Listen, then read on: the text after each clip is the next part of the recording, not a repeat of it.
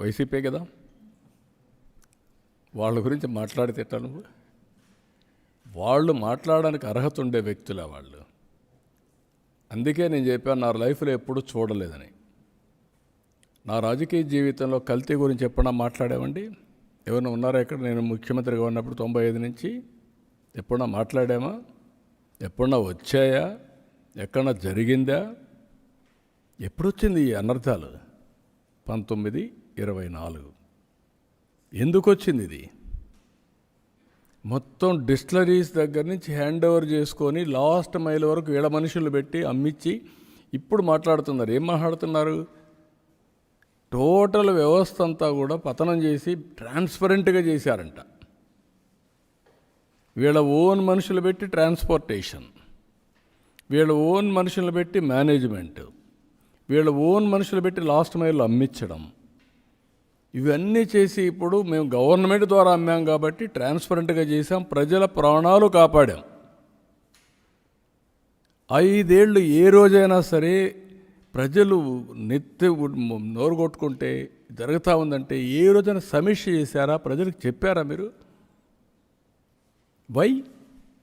27 మంది చనిపోతే కనీసం బాధ్యత తీసుకున్నారా? ఒక్క మాట సింపతి, ఒక ఎంక్వైరీ, ఒక పోస్ట్ మార్టం. ఏలూరులో ఒక ఆయన చనిపోయాడు, ఇమ్మీడియట్గా రమ్మన్నాను డిపార్ట్మెంట్ని. ఎట్లా చనిపోయాడో మొత్తం బాటిల్ ముందు చెక్ చేయమన్నా, చెక్ చేసాం. ఇదే సిస్టమ్, ఇక్కడ ఏమి ఇది లేదు. దెన్ పోస్ట్ మార్టం చేయమన్నాం, ల్యాబు పంపించా, అది కూడా టెస్ట్ అయ్యింది. సేమ్ పారామీటర్స్ ల్యాబ్లో కూడా వచ్చాయి. ఏదో కారణంతో చనిపోతే దాన్ని కూడా హెల్త్ బాగా కూడా ఒకటి చనిపోవచ్చు, కానీ దాన్ని కూడా దీనికి లింక్ చేసి పైశాచిక ఆనందం పొందడం ఏంటండి మీరు? బెగ్గర్స్ చనిపోతే వాళ్ళు కూడా దీంతో చనిపోయారని చెప్పి పెట్టారు. బెగ్గర్స్. ఇది శివరాజకీయం కాకపోతే ఏంటండి ఇది? ఏమనుకుంటున్నారు మీరు? You tell me. నేను అడుగుతున్నా ఒకటి, పలాంది ఎక్కడ జరిగింది, ఈ బాటిల్ పట్టుకున్నాం చెప్పండి. ఒకప్పుడు బాటిల్స్ తీసుకుపోయి వెరిఫై చేసి ఆ డీటెయిల్స్ పెట్టి ఇది నాసి రకం, దిస్ ఈజ్ ది స్టాండర్డ్స్ అని అనౌన్స్ చేశాం. You don't bother. నేను అందుకని ఒక బాధ్యత కలిగిన ప్రభుత్వం, జవాబుదారి ఉండే ప్రభుత్వం, మాటలు మాట్లాడి తప్పించుకునేది కాదు, చేష్టల్లో చూపిస్తాం. అందుకే ఈరోజు ఇవన్నీ నేను మాట్లాడుతున్నా.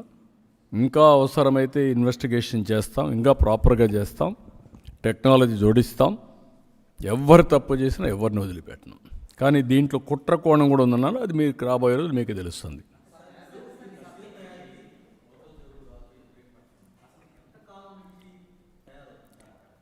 అవన్నీ మీకు ఆ డీటెయిల్స్ వస్తాయి. ఇప్పుడు నేను డెప్త్ కంటే నేను ఆ డీటెయిల్స్ పోవడంలో ఇన్వెస్టిగేషన్లో వస్తాయి అన్నీ. ఎప్పటి నుంచి తయారు చేస్తున్నారు, ఎందుకు తయారు చేస్తున్నారు, ఎవరెవరు తయారు చేస్తున్నారు, వాళ్ళ కథ ఏంటి, అవన్నీ వస్తాయి.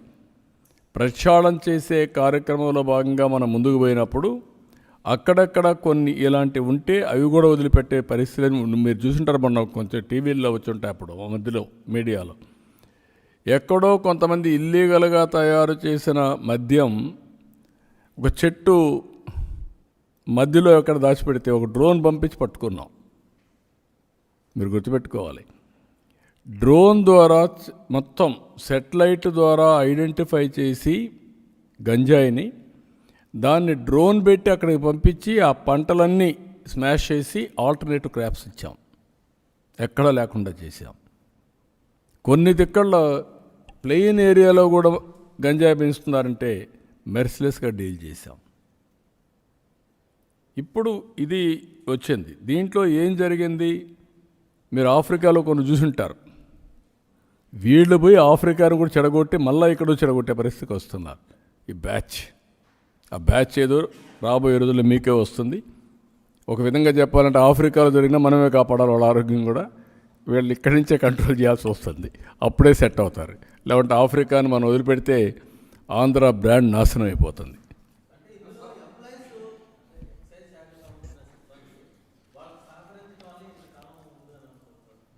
అంటే వ్యవస్థ పొల్యూట్ అయినప్పుడు అక్కడక్కడ కొంతమంది ఉంటారు, కొల్యూషన్.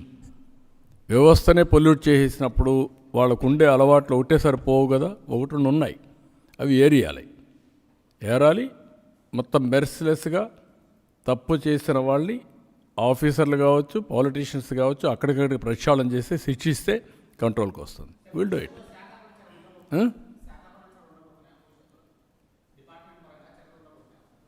డిపార్ట్మెంట్ పరంగా ఎవరు తప్పు చేసినా వదిలిపెట్టను. Be clear. అందుకే జాగ్రత్తగా ఉండమంటున్నా. నేను ప్రక్షాళన దిశగా టెక్నాలజీ పెనిట్రేట్ చేస్తూ నేను ఎన్ని మాట్లాడినా, ఈరోజు మేము పెన్షన్లు ఇస్తున్నాం. You are watching 92% satisfaction. Why? That is our commitment.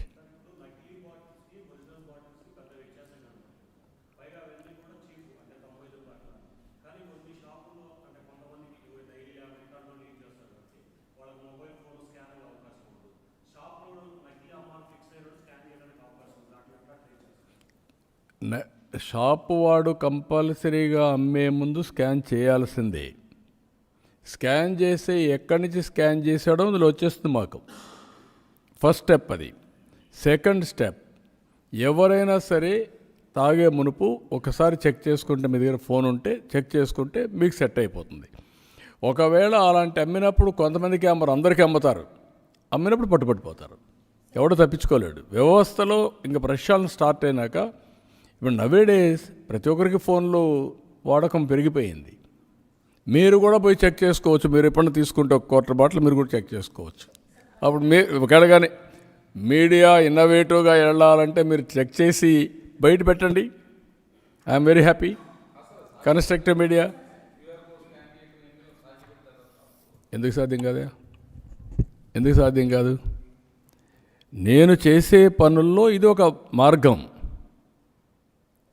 Various angles మాట్లాడుతున్నాం. ఇప్పుడు ఎవరైతే పొలిటికల్ నేరస్తులు మాట్లాడుతున్నారు, వెళ్ళు, నువ్వు కూడా తాగుతున్నావు కదా, తాగినప్పుడు స్కాన్ చేయి, ఉంటే తీసుకురా.